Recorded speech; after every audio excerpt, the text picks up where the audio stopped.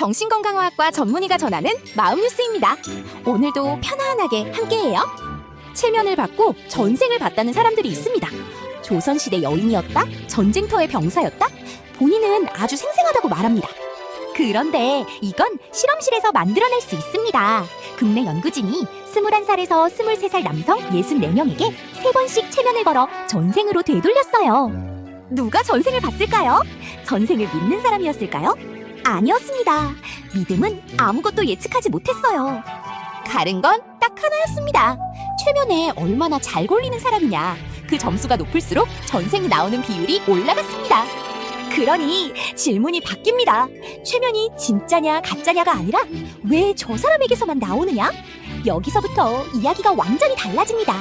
무대 체면도 똑같습니다. 최면술사가 손을 대면 눈앞에서 사람 몸이 뻣뻣하게 굳어요. 팔이 안 굽혀지고 굳은 몸을 의자 2개에 걸쳐 눕히기도 합니다. 무대 체면쇼는 대개 이렇게 시작합니다. 관객 전체를 앉혀놓고 간단한 암시를 걸어봐요. 손이 무거워진다, 팔이 저절로 올라간다 같은 것들이요. 그리고 그 중에서 눈에 띄게 반응한 사람만 무대로 부릅니다. 나머지는 그냥 앉아서 구경하게 되죠. 우리가 보는 건 이미 걸러진 사람들입니다. 그러니까 쇼가 시작되기 전에 이미 심사가 한 번 끝나 있는 거예요. 최면술사의 실력이 대단해서 저 사람 몸이 굳는 게 아니라 저 사람이 원래 그런 반응을 하는 사람이었던 겁니다. 그리고 우리는 걸러지기 전 단계를 못 봅니다. 반응하지 않은 수십 명은 편집에서 사라지고 무대에 오른 몇 명만 영상에 남아요. 그래서 최면이 누구에게나 통하는 것처럼 보입니다. 이게 쇼 업계의 노하우만은 아니에요. 학계에도 똑같은 심사표가 있습니다. 12개 항목으로 최면에 얼마나 반응하는지를 재는 표준 척도인데 60년 넘게 쓰이고 있습니다. 그리고 이 점수에 이상한 성질이 하나 있어요. 거의 안 바뀝니다. 얼마나 안 바뀌는지 좀 무서운 연구가 있습니다. 대학생 50명에게 그 척도를 재두고 10년 뒤에 다시 불러서 재고 15년 뒤에 또 재고 25년 뒤에 한 번 더 쟀습니다. 사람을 25년 동안 붙잡아둔 연구예요. 결과는 이랬습니다. 25년이 지난 뒤에도 순서가 상당히 그대로였어요.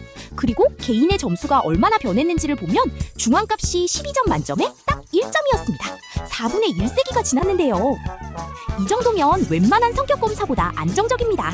저자들도 다른 개인차 측정치와 견주어 손색이 없다고 적었어요.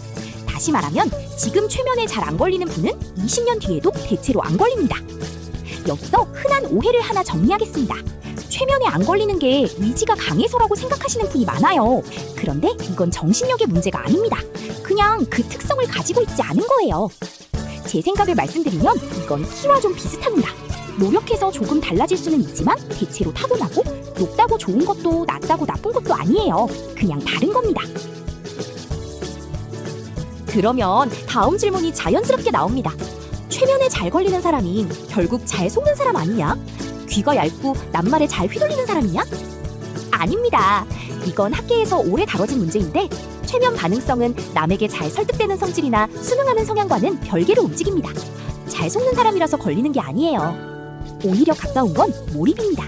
소설을 읽다가 주변 소리가 안 들리는 사람, 영화 보다가 실제로 눈물이 나는 사람, 상상한 장면이 눈앞에 보이는 것처럼 생생한 사람, 이런 특성과 함께 갑니다. 그래서 최면에 잘 걸린다는 건 어딘가 빈틈이 있다는 뜻이 아니라 상상 속에 깊이 들어갈 수 있는 능력에 가깝습니다. 배우나 예술하는 분들 중에 점수가 높은 경우가 있는 것도 이 때문일 거예요.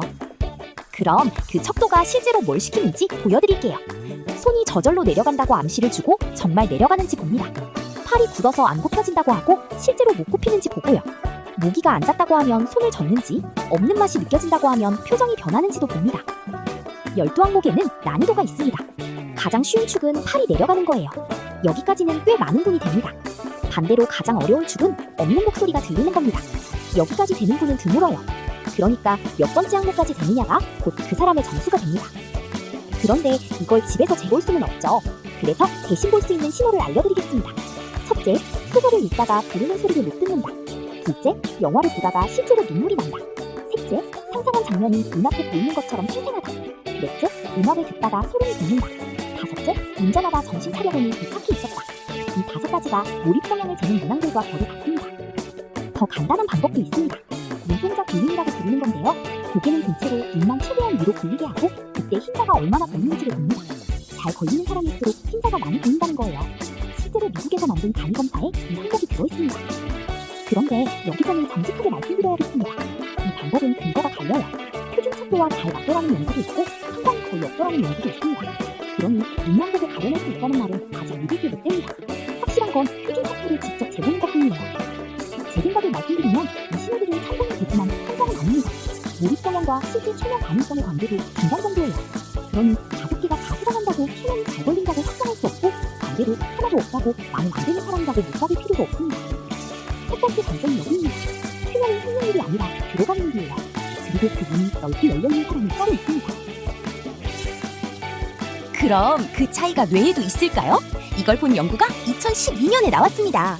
점수가 아주 높은 사람 12명과 아주 낮은 사람 12명을 데려다 뇌를 찍었어요. 그런데 최면에 걸린 상태를 찍은 게 아니에요. 그냥 가만히 쉬고 있을 때를 찍었습니다. 그 상태에서도 차이가 있었어요. 판단과 통제를 맡는 아피마 쪽 영역과 무엇에 주의를 둘지 골라내는 회로 사이의 연결이 잘 걸리는 쪽에서 더 강했습니다. 재미있는 건 이겁니다. 뇌의 크기나 구조에는 차이가 없었어요. 회백질도 백질도 같았습니다. 다른 건 부위의 크기가 아니라 부위들이 서로 이어지는 방식이었습니다. 여기서 브레이크를 걸겠습니다. 24명입니다. 아주 작은 연구예요. 연결이 강하다는 게 곧 원인이라는 뜻도 아니고요. 저는 이걸 확정된 사실이 아니라 단서로 말씀드리는 게 맞다고 생각합니다. 여기까지를 한 문장으로 줄이면 이렇습니다. 체면은 거는 사람이 능력이 아니라 받는 사람의 특성입니다. 그래서 저는 체면에 걸린다는 표현보다 체면 상태가 된다는 말이 더 정확하다고 봐요. 덤으로 하나 더요.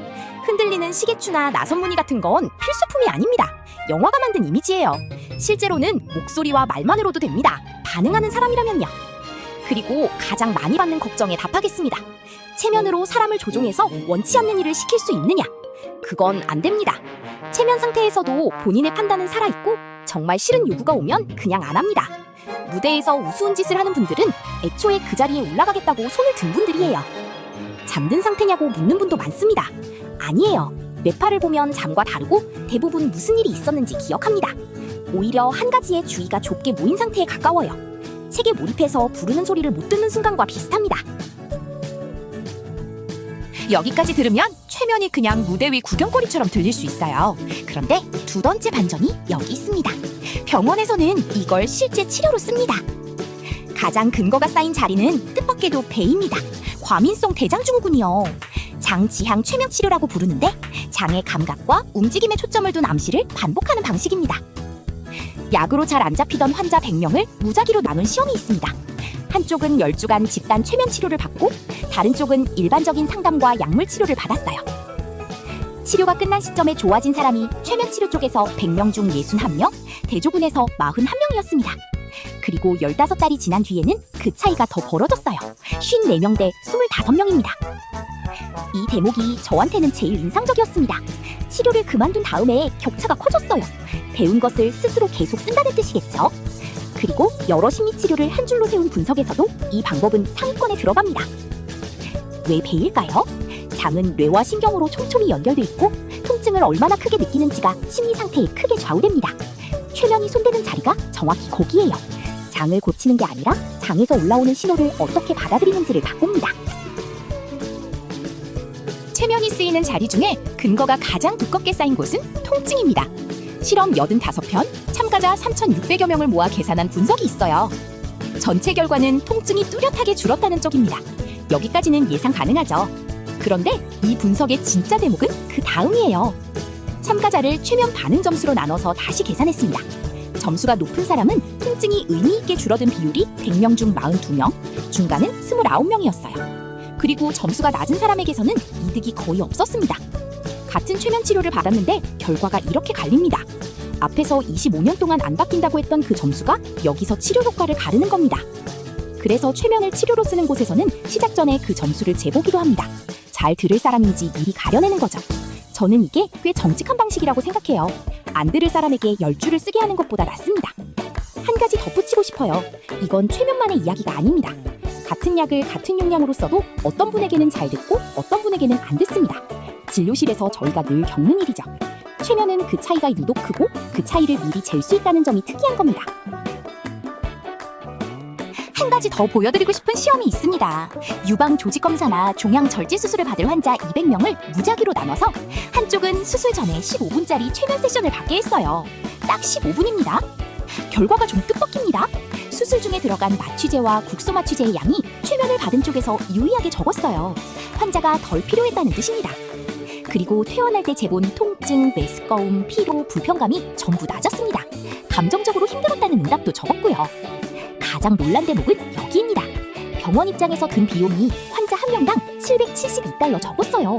수술 시간이 짧아진 덕이었습니다. 15분 대화가 수술 시 시간을 줄인 겁니다.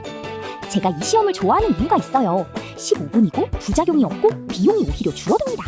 이런 조건을 갖춘 개입은 의학에 흔하지 않습니다. 다만 이것도 앞에서 말한 그 점수에서 자유롭지는 않을 거예요. 그런데 최면을 쓰면 안 되는 자리가 있습니다. 기억입니다. 드라마에 자주 나오는 장면이죠. 최면을 받다가 잊고 있던 사건이 선명하게 되살아나는 것. 여기서 정확히 나눠야 합니다. 최면을 걸면 떠올리는 내용의 양은 늘어나요.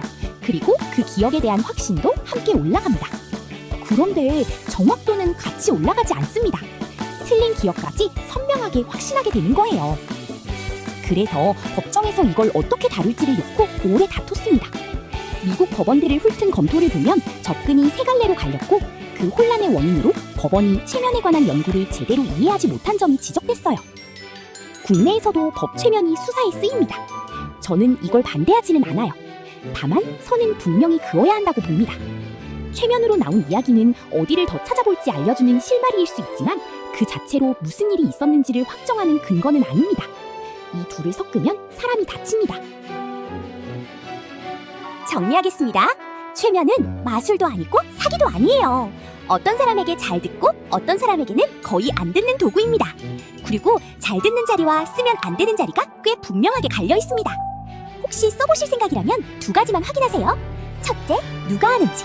의료인이 치료 목적으로 하는 것과 자격 없는 사람이 하는 건 완전히 다른 일입니다. 둘째, 무엇에 쓰는지. 통증이나 불안, 배 증상이라면 이야기가 되지만 잊힌 기억을 찾겠다는 목적이면 저는 권하지 않습니다. 그리고 최면이 전혀 안 되는 분들께 한마디 드리고 싶어요.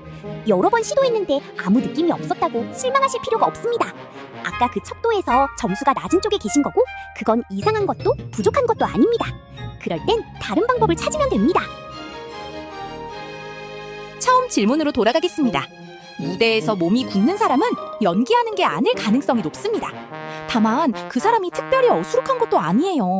그냥 그 문이 넓게 열려있는 사람이었던 겁니다.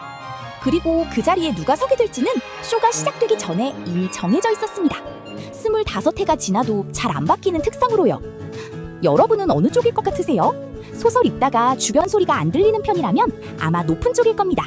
댓글로 남겨주시면 다음 편에서 이야기해보겠습니다. 오늘 인용한 논문은 마음뉴스에 정리해두겠습니다. 재미있으셨다면 구독 눌러주세요.